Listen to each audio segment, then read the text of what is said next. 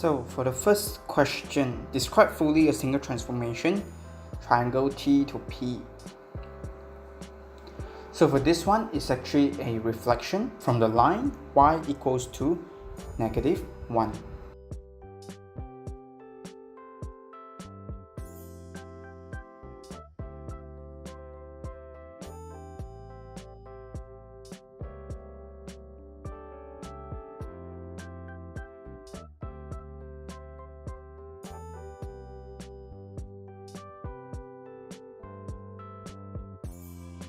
And for part 2, triangle T with a vector of -2, -5. This is a translation and the result is shown as above.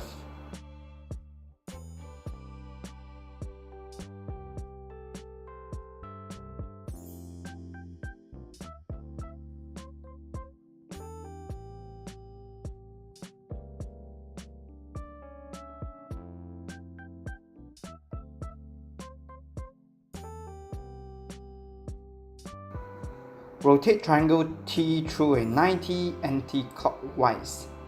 So the image, I put it as T2.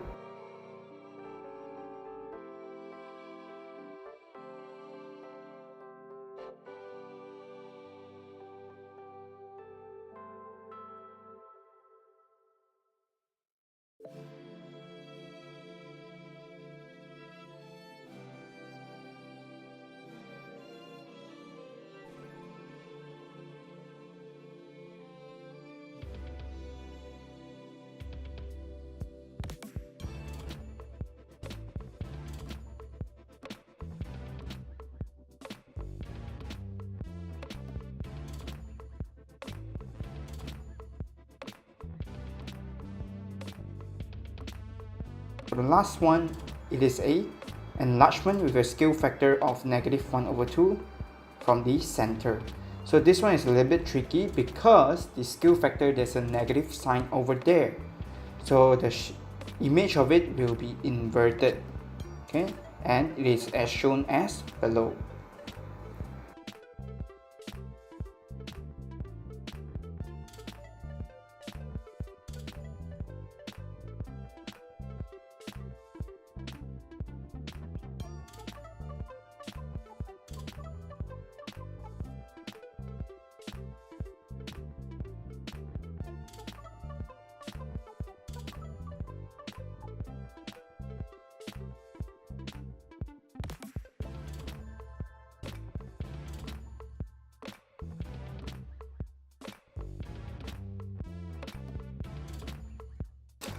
For part B, so for you to find the column vector, simply find how much it's shifted at the x-axis and y-axis.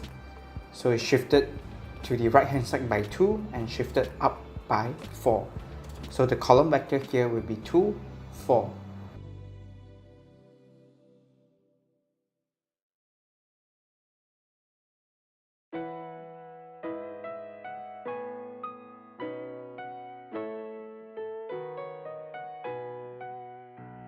And for you to find the determinant, okay, so this one is actually the Pythagoras theorem. 2 square plus 4 square and square root it, you will get the results as 4.47.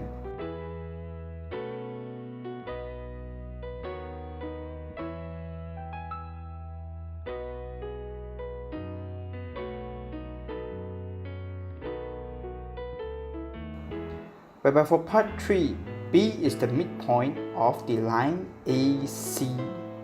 So what midpoint means is that the distance that between the points will be the same.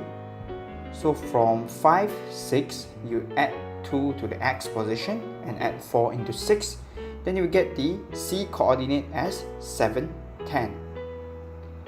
Find the equation of the straight line that passes through A and B. So with the coordinate A and B, you can calculate the gradient, and the gradient in our case here is 2. So when y equals to 2x plus c, substitute either a point or b point into it to calculate c's the y-intercept as -4. So your final results for this line will be y equals to 2x minus 4.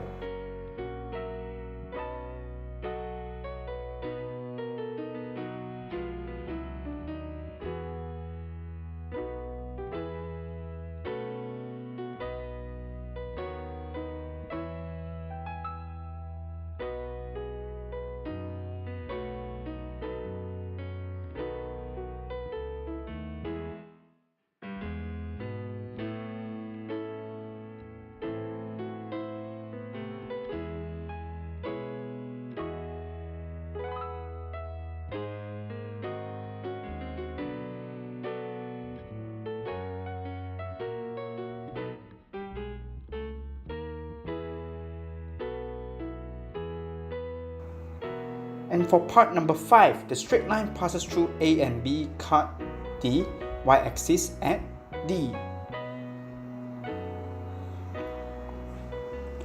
So this one is the y-intercept.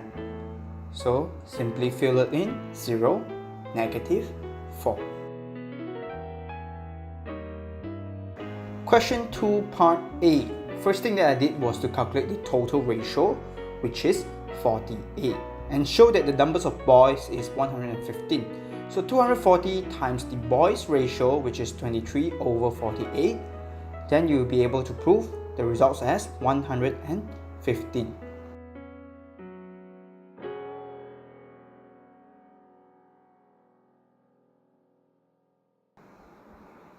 Whereby for part 2, one day there are 15 girls absent and 15 boys absent. So find the ratio girls and boys on that day. The new girls total will be 240 minus 115 minus 15 again. So it will be 110. Whereby for boys, it is 115 minus by 10. So the new boys figures will be 100. So 110 to 100, your final results will be 11 to 10. Whereby for number 3, the numbers of students will increase by 15%. So 240 is the original students amount. Then multiply by 115%, you will get 276.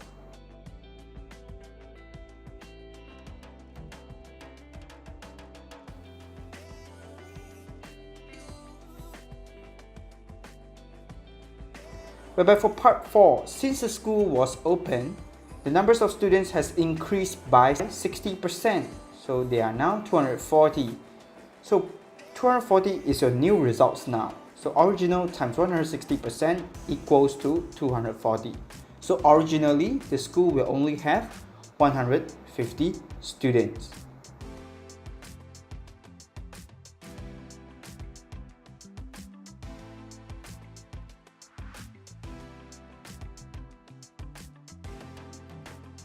And for part B, keyword here exponentially, and the population now is 256,000. So 256,000 multiply 100 plus 2% to the power of 30. So results will be 463,708.5655. However, the keyword here corrected to nearest thousand. So the thousands position is 3, and referring to the numbers behind it, which is 7, you are required to round it up. So your final results will be 464,000.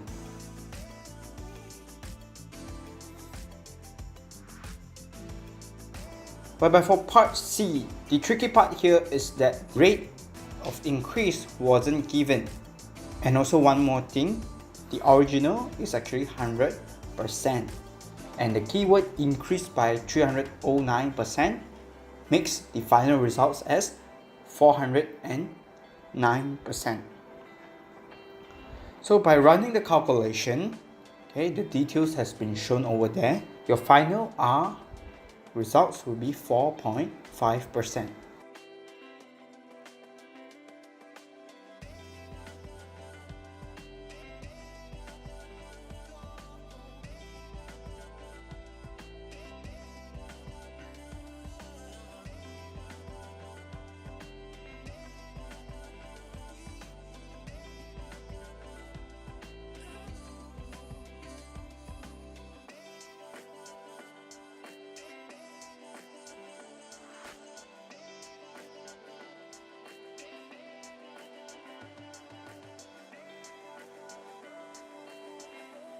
Question 3a.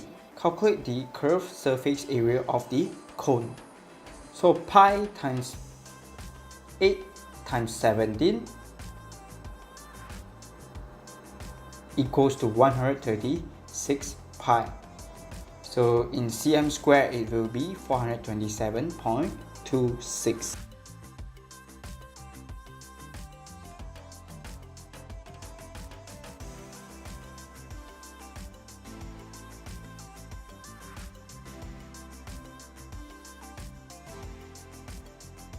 So for you to calculate the volume of the cone, you actually need the information of the cone height.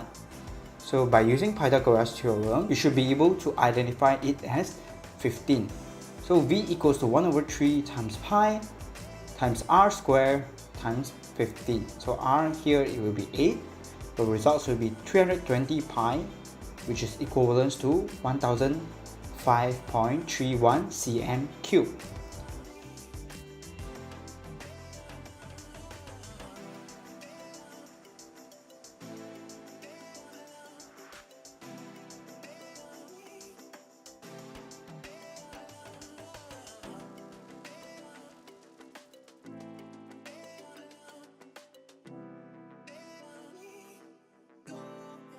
So the cone is made of a wood, and 1 cm cube of the wood has a mass of 0.8 gram.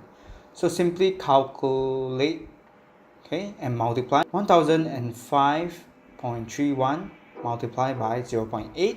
You get the results as 804.25 gram. For part 4, the cone is now placed in a box. The total mass of the cone in the box is 1.2 kg. Give your answer in gram and identify the mass of box. So simply takes 1200 gram, okay, because 1.2 kg equivalent to 1200 gram, minus with your previous results, and you get the balance of 395.75.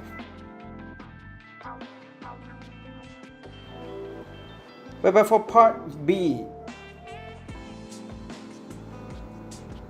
the volume of the sphere as a fraction of the volume of the cylinder.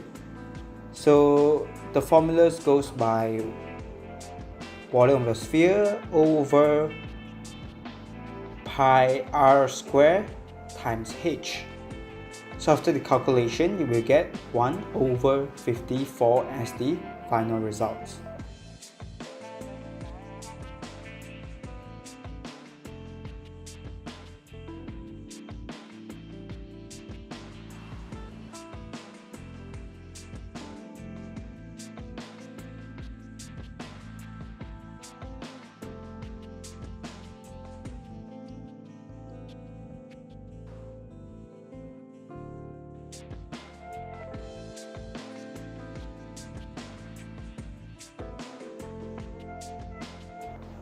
Whereby for part 2, the surface area of the sphere is 81 pi cm squared. Find the curved surface area of the cylinder. Okay, so key things to this question is to identify the radius first. So the radius here, based on the calculation, 4 pi r squared equals to 81 pi. R value will be 9 over 2.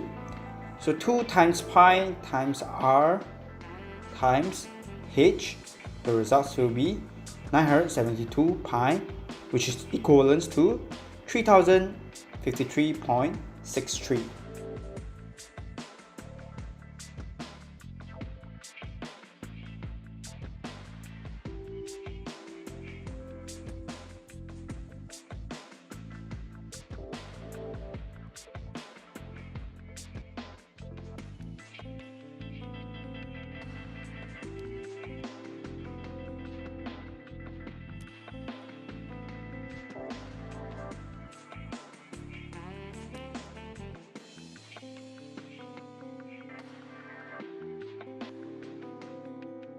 For question 4 part A, pretty straightforward. Simply substitute when x equals to 2 and 4 into the formula.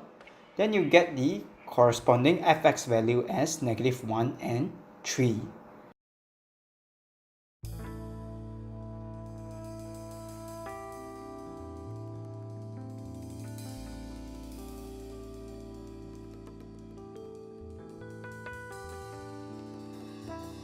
With that being said, we can now draw out the line.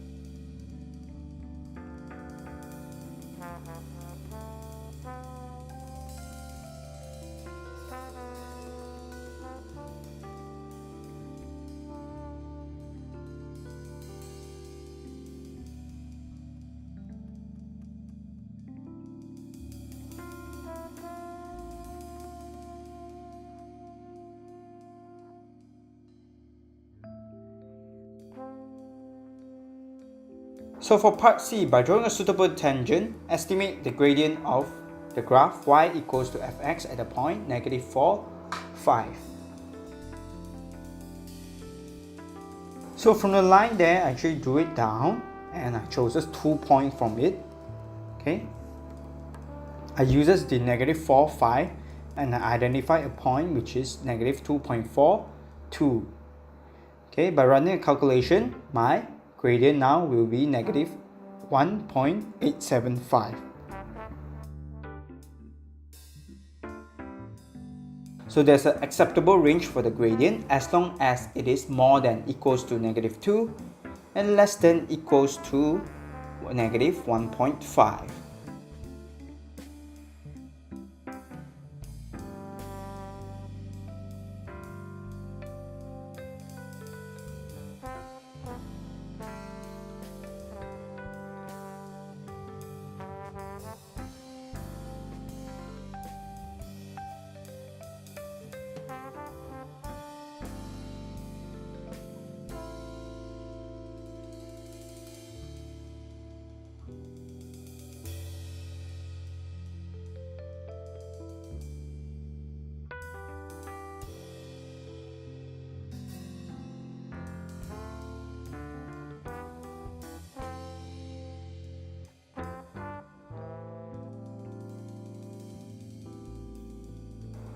For part D, it is a similar method with part A. Simply substitute when x equals to -3 and 3 into the gx formula. So corresponding results will be -3 and 3. Okay, then you construct the information into the graph.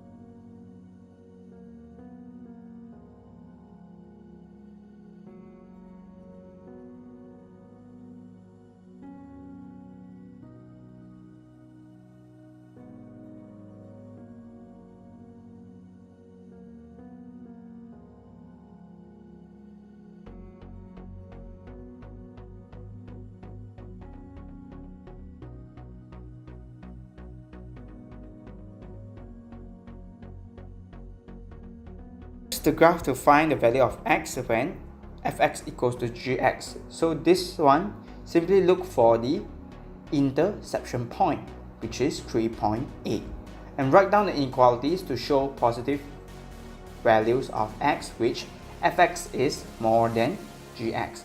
So this one, okay, the answer of it will be when x more than 3.8.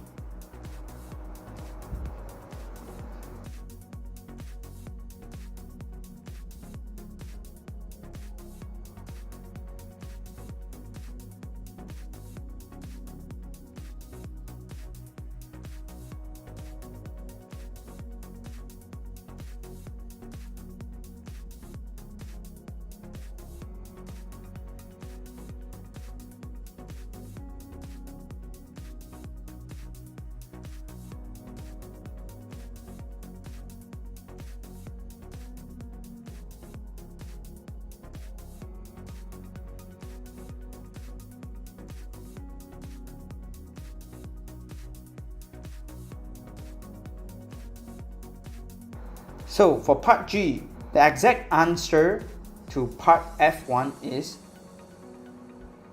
cube root k. Okay, so simply write down fx equals to gx, their corresponding value, which is x squared over 4 minus 4 over x equals to 9 over x. So after you run the calculation, okay, you should get that x results equals to 3.73. However, this is not the results we want, because in the format that was given in question G, it should be in cube root k. So during the cube root, your k's value will actually be 52.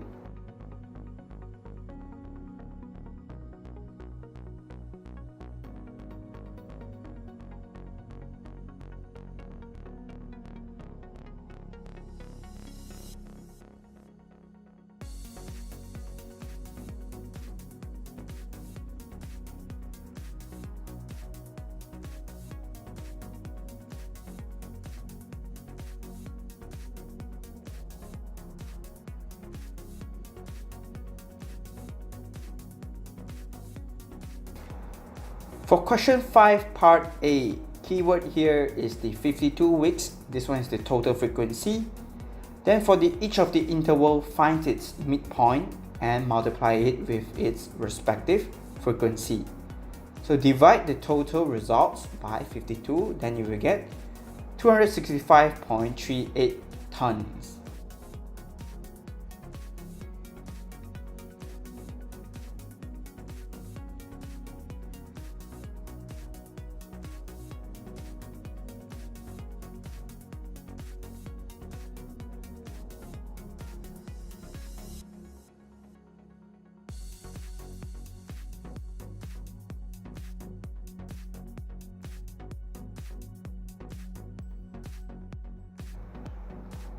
Whereby for part 2, okay,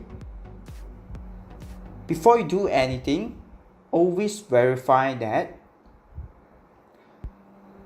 the height given wasn't multiplied with any scale factor. So in our case, I run the calculation, frequency over class interval for the group that is x less than equals to 200, more than 100. The result is 0.08. So by doing so, you'll be able to prove that there's no scale factor involved. Then you simply run the remaining calculation for the remaining part for this question.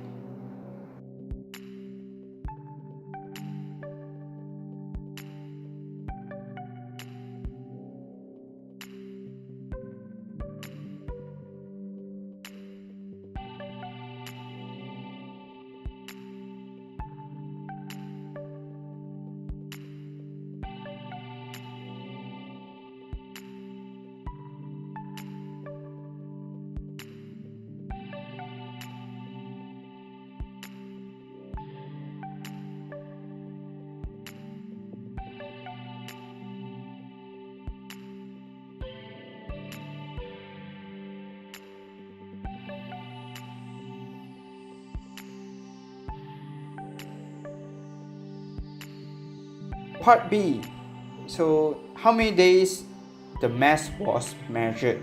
So the total will actually be 100 days. Find an estimate of the median. So 100 times 50% equals to 50. So from 50 you drew it down, you will get the median as 56.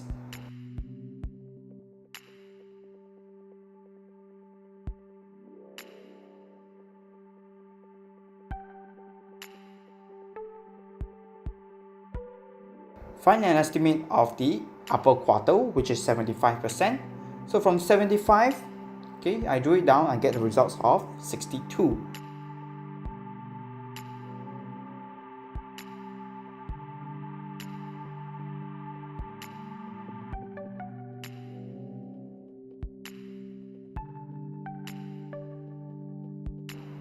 Okay, for interquartile range, now all you need to do is to find the lower quartile, which is 25.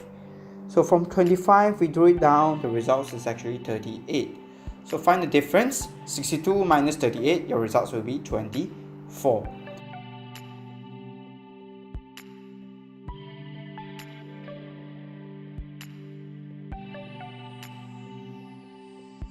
And for the last part, find an estimate of the numbers of days when the masses was greater than 20 tons.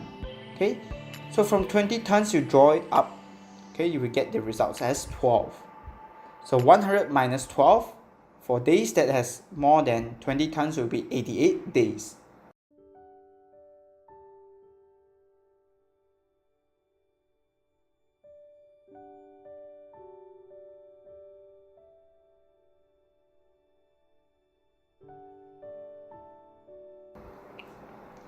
So for question 6, calculate angle ACB. Okay, for this one, simply use cosine rule because you have the value of all three sides. So by running cosine inverse, you will get angle ACB as 52.02.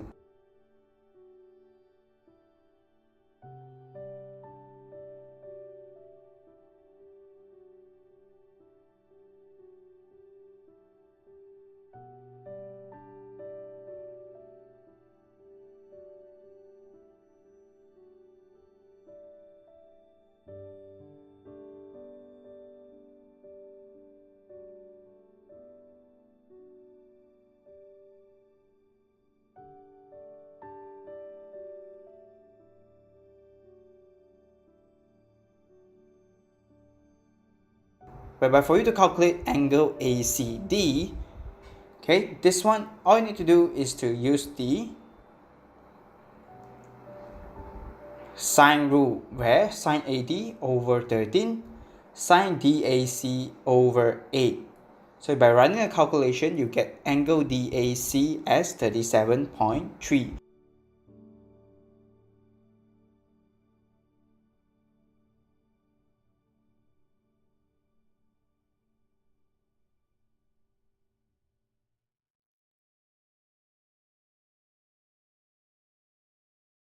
So the interior angles of a triangle is 180. Hence you take 180 minus 80 minus 37.3 and you get the results of angle ACD as 62.7.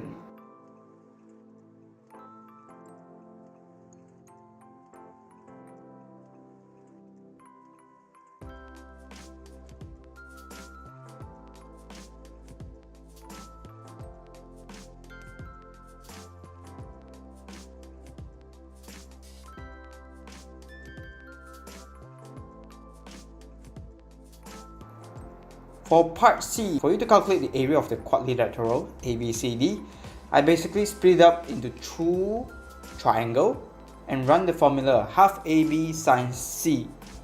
So your final results, 66.7 cm squared.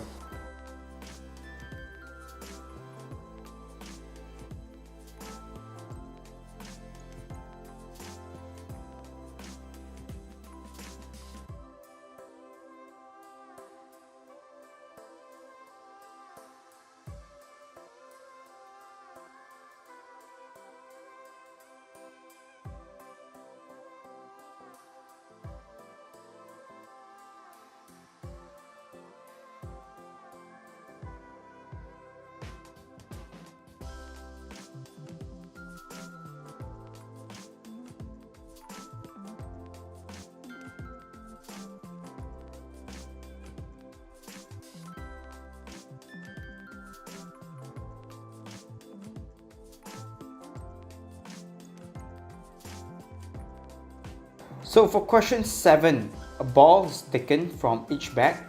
Okay, show that black ball is likely to be taken from bag A, then be found in bag B.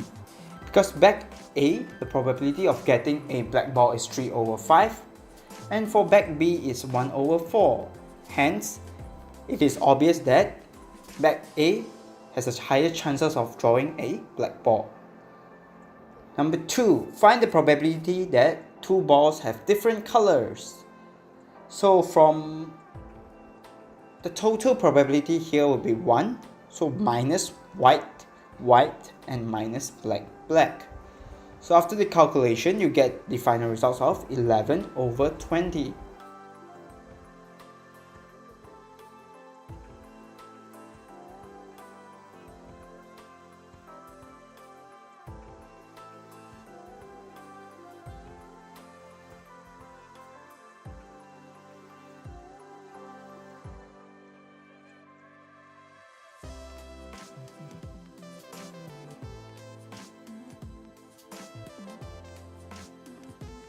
So for part B, the ball is returned to their original bag.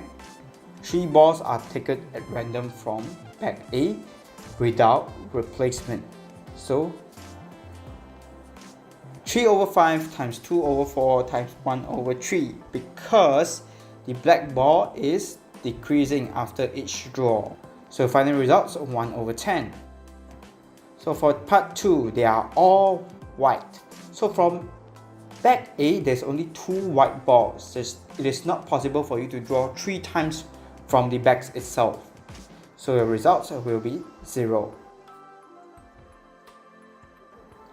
For part C, the balls are returned to their original bag.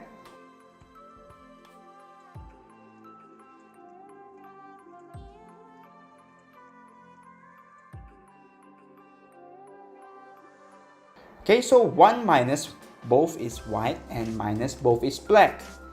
So followed by the condition map. So if let's say I took out bag A white ball, it was now being placed into bag B. So there will be total of 5 balls inside bag B and 4 of them is white. So for the black ball roadmap, so same thing, from bag A I draw a black ball, the probability of it will be 3 over 5, and I then place it into bag B, which now we have 2 black balls inside bag B, and there will be a total of 5 balls. So after the calculation, your results will be 11 over 25.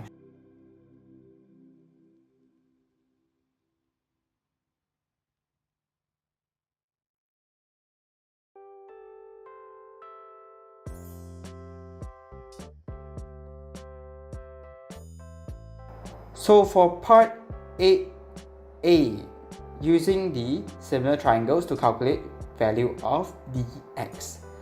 So dx corresponding value is actually looking at xa. Okay, so I uses dc over dx equals to ab over ax. So your dx value after the cross multiple calculation is 4.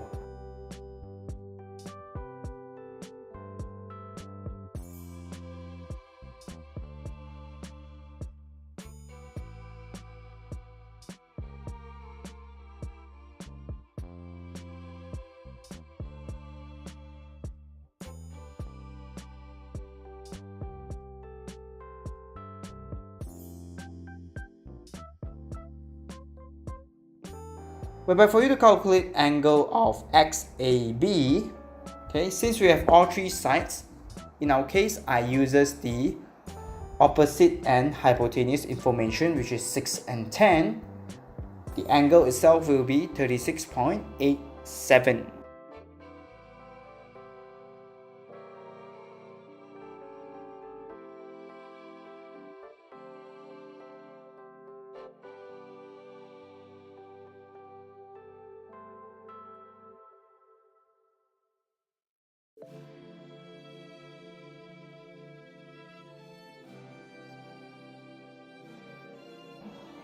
Whereby for part B, okay, usually how I solve this question is followed by the unknown sequence that was given in the question. So first thing that I will identify is the angle of V. So V's results is actually twice the angle of TSP, because the interior angle is actually twice the value of the exterior ones. So TSP is actually exterior angles of TOP, hence V results will be 75 multiplied by 2. Whereby for W's results, so simply takes 180 minus 150 divided by 2.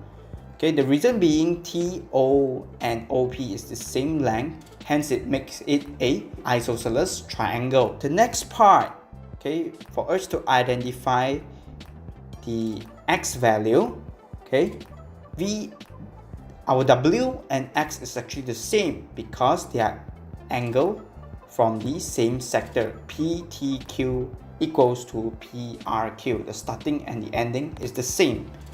And for us to identify Y's value, okay, let's look at the triangle TSP first. The total interior angle is 180. Hence, for our TPS results is actually 5.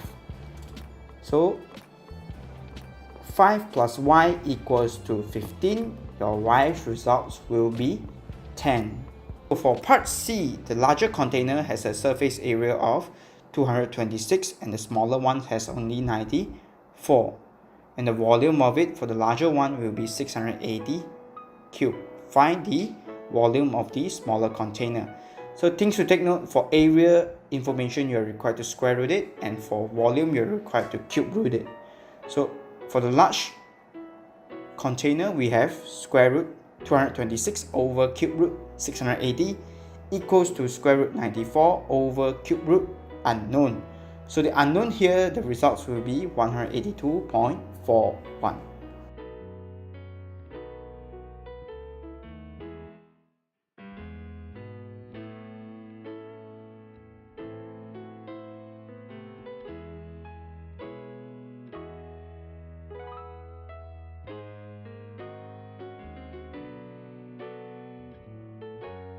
And for question 9, part A, so this one is a function question.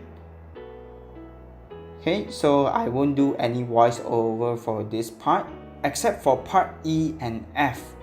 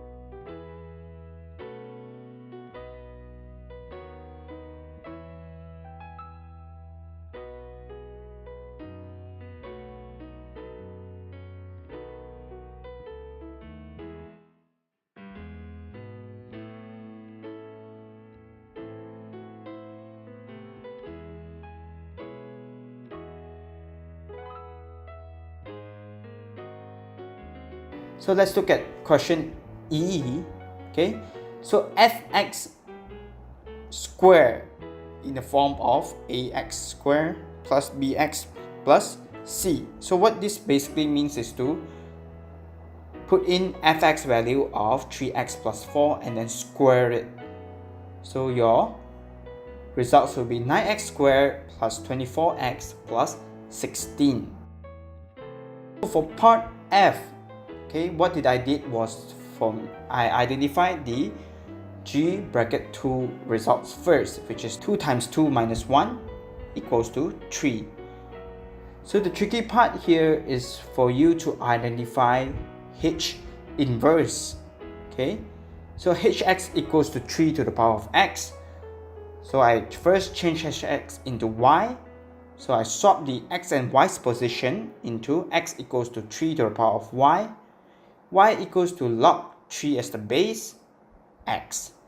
So when you put these two things results together, 3 to the power of 3 equals to x, and your x value will be 27.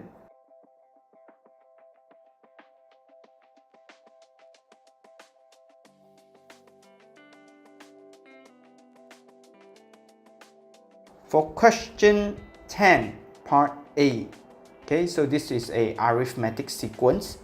Okay, what it does is for every time it shifts forward, the numerator was added 1 and the denominator was added 2. So for us to identify the n-term sequence, okay, all we need to do is to find the zero term by taking 3 over 5 minus 1 at the numerator and minus 2 at the denominator. For the next term, it will be 7 plus 1. We got 8 for the numerator and 13 plus 2 for the denominator. And for us to write the n-term sequence, first thing that I will always do is to write down the zero term, which is 2 over 3, then plus n plus 2n. So for you to find the n-term for each of this sequence, for part number 1, it is also arithmetic sequence. For every sequence going forward, it was being minus by 2. And for you to identify the zero term, simply takes -1 plus 2 and your results will be 1. So your n-term sequence will be 1 minus 2n. And for part 2, okay, things to identify is to use the geometric sequence formula. However, as you can see, for the second row, the difference is actually different. Okay, so now you're required to look at the growth of it. So when the growth is exponential, your n-term sequence can be x squared and above. Okay, so if let's say we run a formula which goes by x squared plus 1. So when our n is number 1, 1 to the power of 2 plus 1 equals to 2. Okay, so up to this part is still correct. When n is 2, so 2 to the power of 2 plus 1 equals to 5. So this is where it shows different results with the sequence given. So x squared plus 1 is totally out of the picture. So let's look at x squared plus 2. So if let's say n is 1 now, 1 squared plus 2 is 3. Hence this one is also wrong. So I tried x squared plus 1. So when 1 to the power of 3 plus 1, your result is still 2. And when 2 to the power of 3 plus 1, your results will be 9. So to be safe, I usually run a few more calculations. So when n equals to 3, 3 to the power of 3 plus 1, your results will be 28. Hence, this proves that x cubed plus 1 is actually correct. So you can now use these results and transform it into n-term sequence by changing the x into n. So n cubed plus 1 will be the final results. So thank you for watching. I hope you find this video helpful. If you happen to have friends that struggle to solve all this past year, feel free to share this video to them.